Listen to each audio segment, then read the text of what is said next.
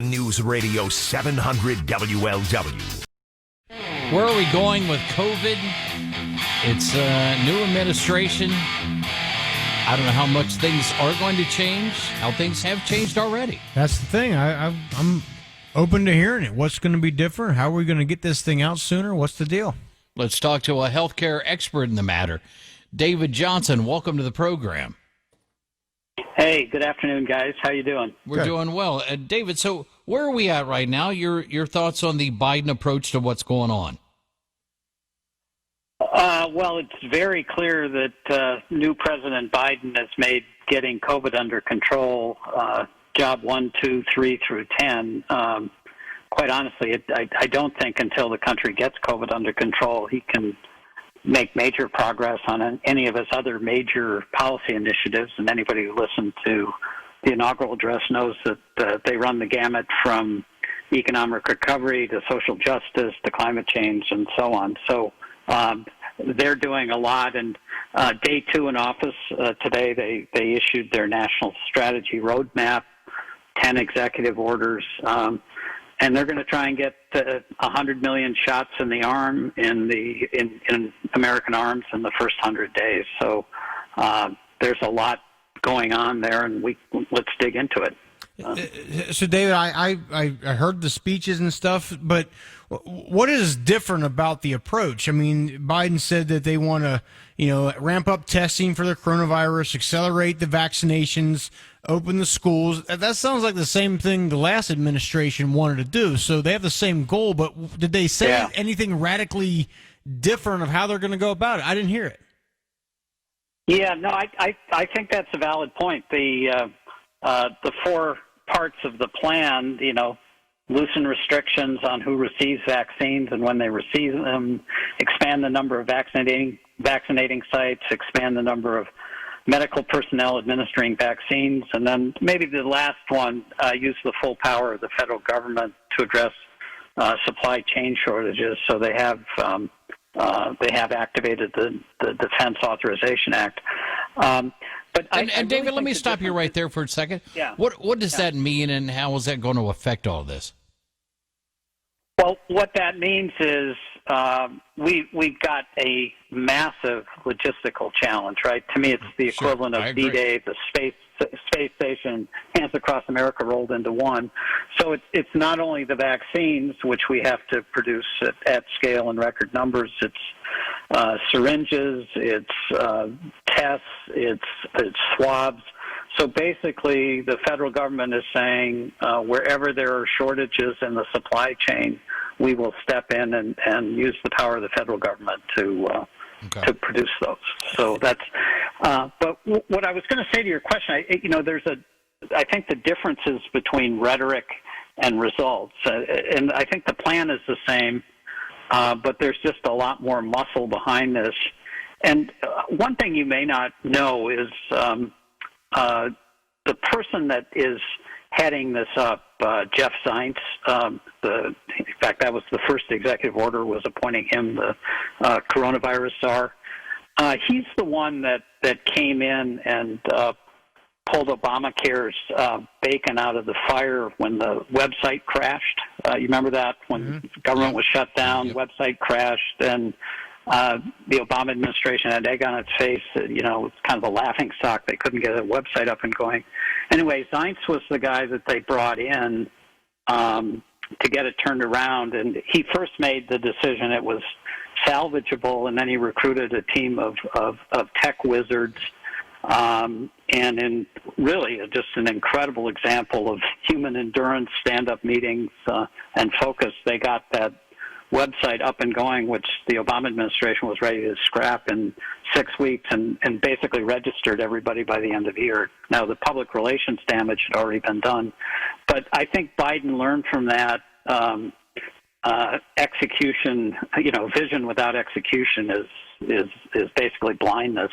Right. And so when he says we're going to manage the hell out of this operation, what he's done is he's put people in places of influence that know how to do this. So I think he realizes if he can't get this done, he's not going to be able to get a whole lot done. So it's the full power of his presidential office coming to bear on the challenge. So. Now, David, you're a healthcare expert. In your opinion, if you were president for a day, what? Let me ask you this first: what is the major holdup? This vaccine was created in a time frame the world has never seen before. It was said to be impossible. There's no way Trump or anybody could have pulled it off. Well, we got the vaccine to market. Actually, 2 of them, now 3 of them, but they can't get to the people. What is the main singular issue, David?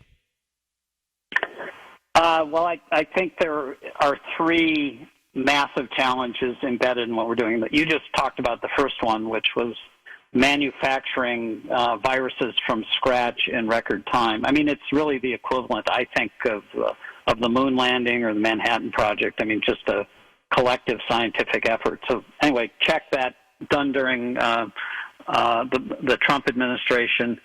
And then, okay, once that's done, then you have to manufacture at scale. Now, again, very smart, Operation Warp Speed.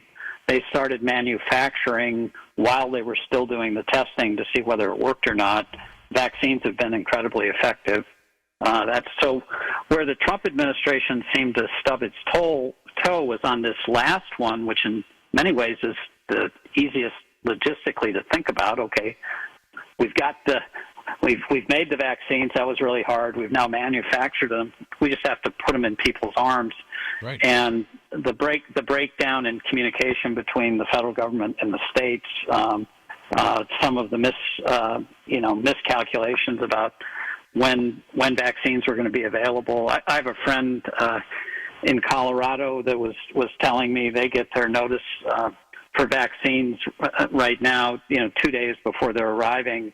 And Colorado's a big state. It literally is not enough time to get the word out, tell people where to come, and so on. So we ended up kind of shooting the pooch on just the basics of how do we put vaccines into arms. Now, getting vaccines into arms of 200+ million Americans over the next 6 months is no small feat. But that's really the challenge. I think the other aspects of this. The vaccines will continue to develop. We will get them manufactured. We're actually going to go in a relatively short period of time, particularly once the AstraZeneca and J&J, from a position of scarcity where we are now to a position of abundance, because these manufacturers are getting paid for every dosage they create, right? So it's just going to keep coming. We have to have the machine at the other end of the supply chain to get them into people's arms. David Johnson is our guest. And David, let me ask you, and I've asked other people this. In your mind, when are we going to, and like you said, AstraZeneca, Johnson & Johnson, which I think is the preferable one, it's one shot. When are we all going to be having access to this? I mean, and I'm talking about me and my partner over here. I'm a little bit older than him, so I'll cut to the front of the line of him. But, I have like 20-year-old. More handsome, too. I have 20-year-old kids. And when is everybody going to be able to get access to this? Well, we're a federal system, and I'm sure you talk about this. So ultimately, the individual states bear the responsibility. Federal government is supposed to come up with a master plan and provide all appropriate help. So I'm not exactly sure what the regulations are in Ohio. I can tell you in Illinois, where I live, just this week they've gone to what's called Phase 1B. That's where people over 65 and school teachers and certain frontline workers can get in, but it's still by appointment only, and you have to go through your doctor to make the appointments. So I think the answer to your question is it's going to be staggered, and we're going to be dependent on the states in working with the federal government to get the word out. I also personally worry about the number of people who won't take the vaccine, right. Even though it's proving 95% effective, and if you're part of that 5% that still gets it, it's a reduced version of COVID-19, so not as virulent. But there's still a chunk of the population out there, 25%, and it's concentrated in different parts of the country. But to the extent that people won't take the vaccine, when it's made available, that will extend our period of time to get to the herd immunity. And as a country, we really need to get there as fast as we can. But David, won't the people that like I'm not going to get the vaccine because I'm in a bracket that is not really affected by it. So I'm not deterring people from getting it. I think my dad and folks like that. If you want to get it, talk to your doctor, and if that's best for you. But my question is, don't the people that get the vaccine combine with the people, hundreds of thousands, if not millions of people that have had the virus, cycled through it, and now are completely fine? Doesn't that bring herd immunity together with the folks that have the vaccine? Yeah, they work together. We have to get on somewhere in the neighborhood of 70 to 75% of the population, either by virtue of their developing the antibodies by a result of having had COVID or getting a vaccine. So maybe that's the upside of the big numbers we've had is there are more people with immunity out there than we fully realized. But the other scary thing are these new strains of the coronavirus, the mutated ones, that are coming from England and Brazil and other places that evidently just spread much more quickly. So we're kind of in a race against the virus. We're in a race against sort of the winning the hearts and minds of people. We're in a race to do the manufacturing and the distribution. Just feels like we got to run on all cylinders for probably 4 to 6 months to kind of get to the end of this thing. All right, David. Yeah. I'm going to say, with that, we will let you go. Thanks so much. This was awesome. Yeah, thanks. Oh, great. Well, I enjoyed it too, guys. Have a good afternoon. Take care.